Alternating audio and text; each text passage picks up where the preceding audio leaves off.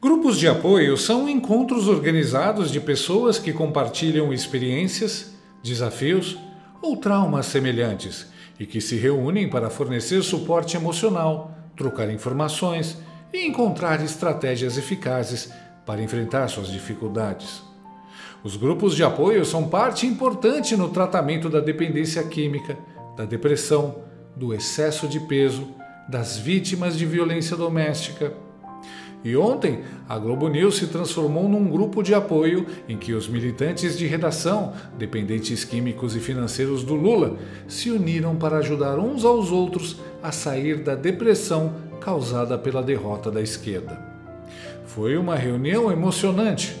Afinal, a chacota e a vontade de rir também são uma emoção, certo?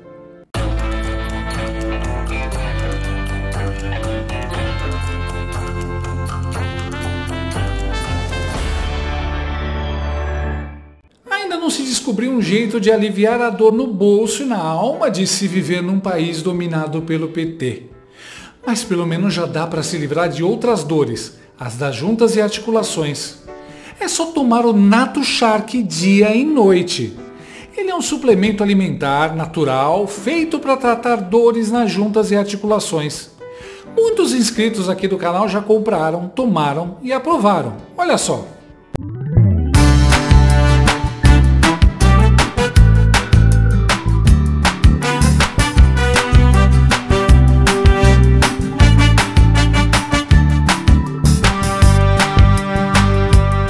Nato Shark tem ação 24 horas por dia, alivia a dor durante o dia e regenera as cartilagens e fortalece os ossos durante a noite. Ah, e Nato Shark é um alívio também para o seu bolso. Você pode parcelar em até 10 vezes sem juros e não paga taxa de entrega. Além do mais, a Nato Shark tem mais de 20 anos de mercado e é uma marca que apoia a direita e os conservadores. Num país com tantas grandes empresas que fizeram L, a gente tem que apoiar aquelas que têm os mesmos valores que nós. Então não perca tempo, fique livre dessas dores chatas. Ligue para o número que aparece na tela ou acesse o link na descrição desse vídeo e peça o seu Nato Shark dia e noite, agora mesmo. O Partido das Trevas, o PT de Stalinácio, sofreu mais uma derrota humilhante com seus candidatos nas eleições desse domingo. Dos 4 nomes que concorreram a prefeituras nas capitais do país, só Evandro Leitão saiu vitorioso, e mesmo assim com uma diferença de míseros 10 mil votos em relação a André Fernandes em Fortaleza. Em Cuiabá, Lúdio Cabral levou a pior do confronto direto com Abílio Brunini, do PL. Enquanto isso, Maria do Rosário está até agora gritando "Mas o que é isso? Mas o que é isso?" após ser atropelada por Sebastião Melo em Porto Alegre. Natália Bovanides, por sua vez, foi derrotada por Paulinho Freire em Natal. A deputada federal chegou a realizar comício ao lado de Stalinácio. Além de perder com candidatos próprios, o PT também apanhou com aliados. Em São Paulo, por exemplo, o invasor de propriedades Guilherme Boulos tomou um chocolate insano de Ricardo Nunes. Aliás, o comedor de açúcar perdeu também para as abstenções, o que mostra o quanto ele é querido.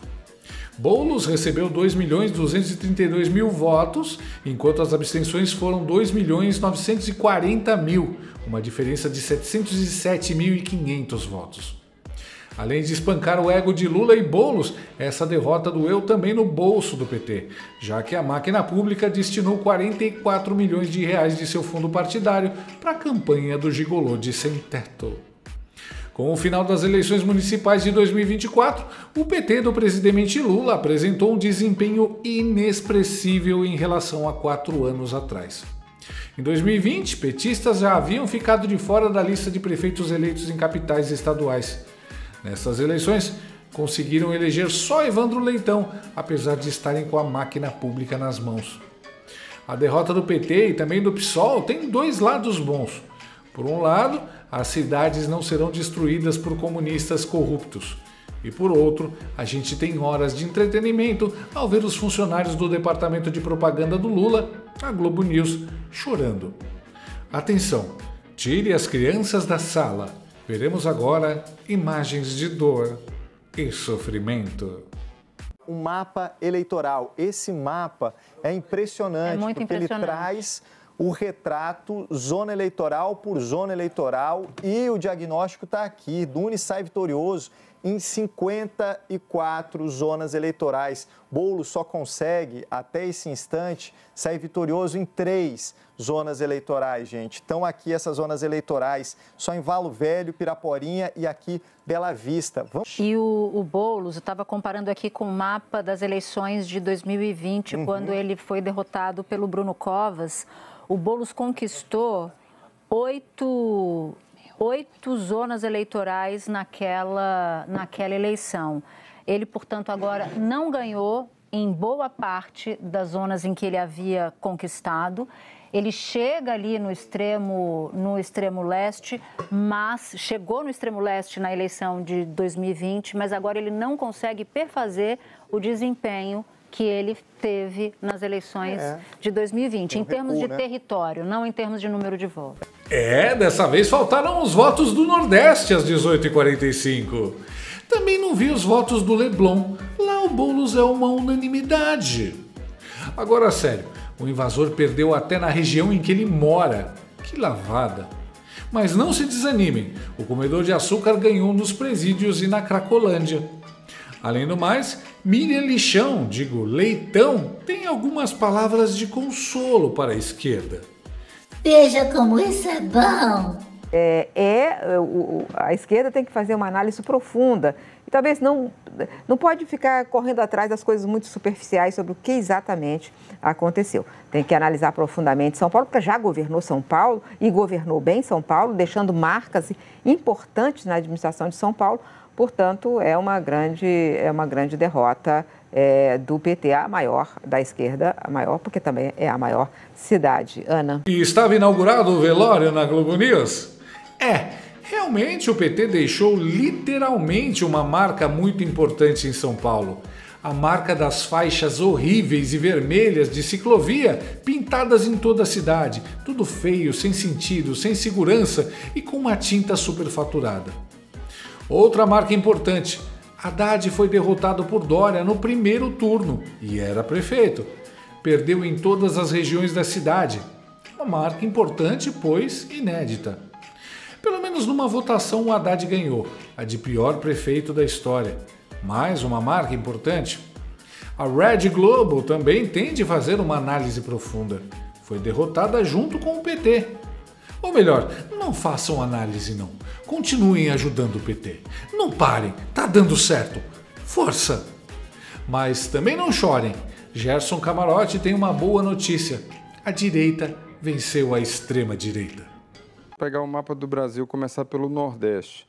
Nordeste a gente vê o crescimento vertiginoso da direita. A esquerda só consegue fazer nessa eleição, em capitais, 2 capitais e Fortaleza com muita dificuldade. Fez Recife no primeiro turno e com o PSB, Partido Socialista, e PT no segundo turno com Evandro Leitão. João Campos, Evandro Leitão. Todo o restante do mapa ele vai para a direita no Nordeste do país. O centro e a centro-direita e a direita eles fazem juntos a maior parte das capitais brasileiras e das cidades também. E isso daí, colocando, mais uma vez, a extrema-direita, que o Bolsonaro tentou em várias capitais, vai para o segundo turno em várias capitais, mas esse discurso radical acabou assustando o eleitor no segundo turno. No momento em que Bolsonaro consegue levar muitos candidatos para o segundo turno, ao mesmo tempo, ele leva uma rejeição desses candidatos para o segundo turno. Então, esse é um alerta, eu diria, para a extrema-direita. Onde a direita e a centro-direita deram certo foi justamente onde se buscou um discurso mais moderado. O radicalismo ele tem um teto. E no país, o mapa do país hoje é de centro-direita com direita, mas uma direita moderada. Direita vencendo muitas vezes a extrema-direita, como a gente viu, por exemplo, em Goiás, e aí sim, em Goiânia, com a derrota expressiva do ex-presidente Bolsonaro, que foi lá enfrentar o Caiado, e Caiado conseguiu eleger o Sandro Mabel. Como não dá para encarar a direita, os jornalistas estão tentando construir uma divisão. Surge a direita moderada contra a extrema-direita. Sim, finalmente não existe só a extrema-direita no Brasil. Quem diria? Mas, se o radicalismo foi o derrotado, então o que explica a esquerda de Lula ter sido pior do que o que você chama de extrema-direita, camarote? A esquerda de Lula é mais radical? Aí você vê como o malabarismo desses caras não resiste a uma perguntinha. Centro-direita, direita moderada, extrema-direita, tanto faz, chamem como quiserem. O que importa mesmo é que a esquerda está sendo expulsa da administração pública municipal e em 2026 será expulsa da estadual e da federal e vai levar a Globo News junto.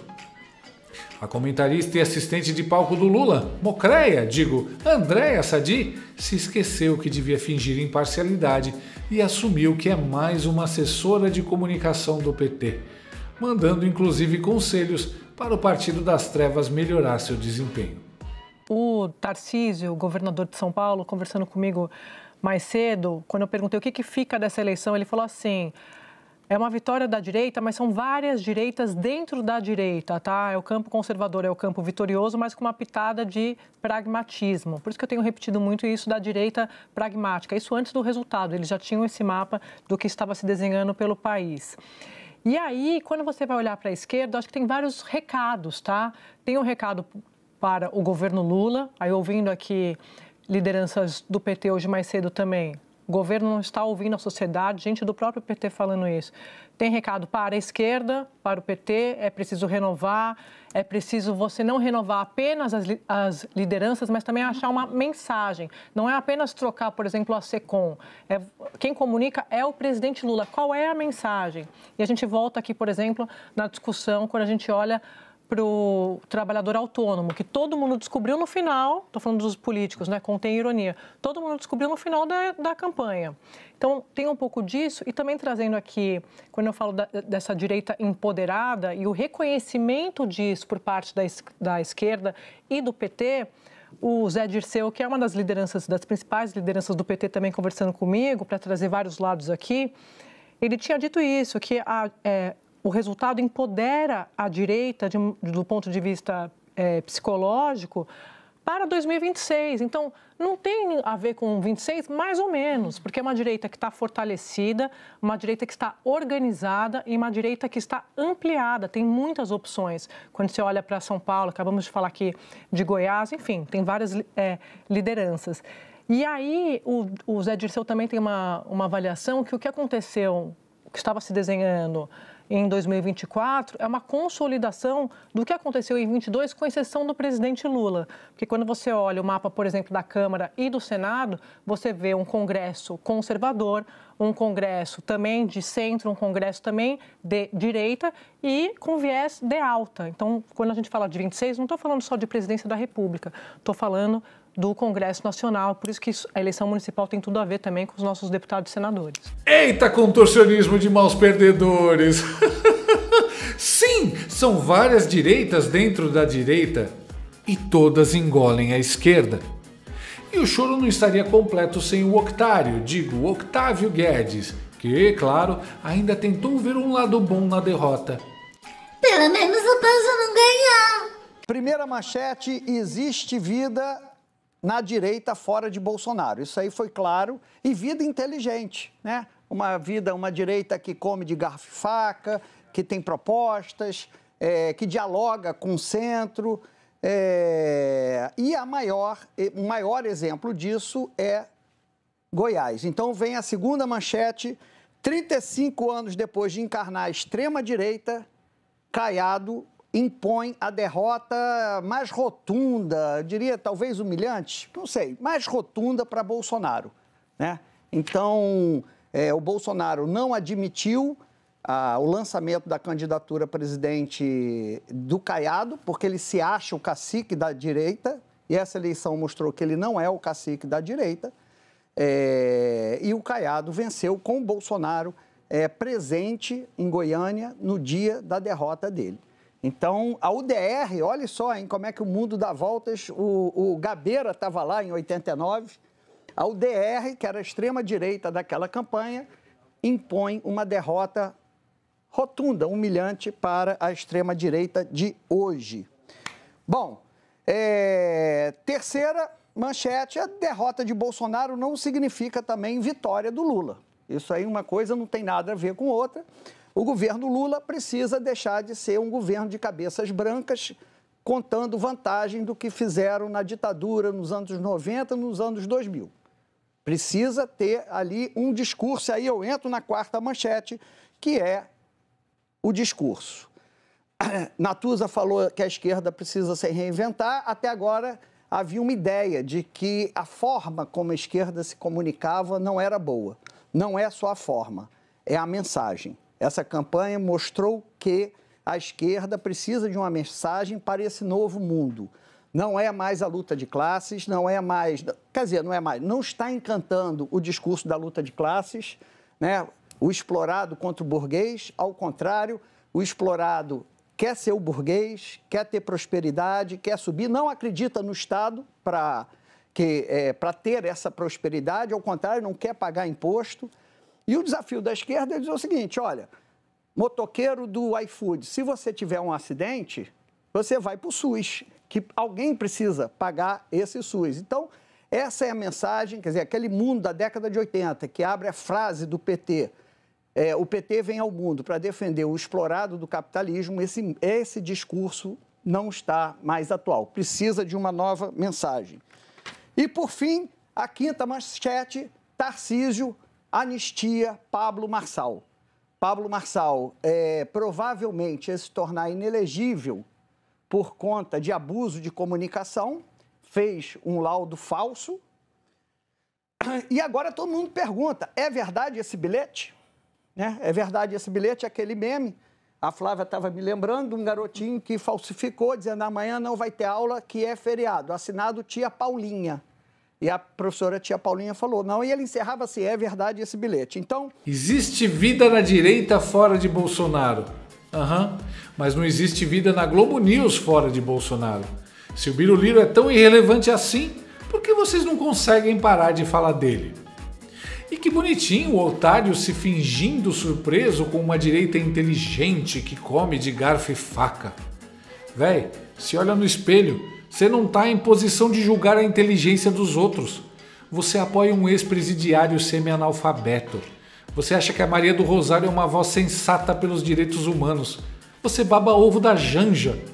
Você acha que se der dinheiro pro Lula, ele vai acabar com a fome no Brasil e endireitar o eixo do planeta Terra, melhorando o clima. Você chegou a dizer ao vivo, em rede nacional, que se uma mulher estuprada for presa por praticar o aborto, o estuprador vai ganhar a guarda do bebê, que nem tá vivo porque ela abortou. O estuprador, ele está sendo incentivado a caçar mulheres em período fértil, ter um filho, porque se ela é condenada, ela vai ter a pena maior. E aí eu vou dar um passo a mais. Ele pode até pedir a guarda dessa criança, porque como é que vai deixar com uma homicida? Como é que vai deixar com a mãe presa?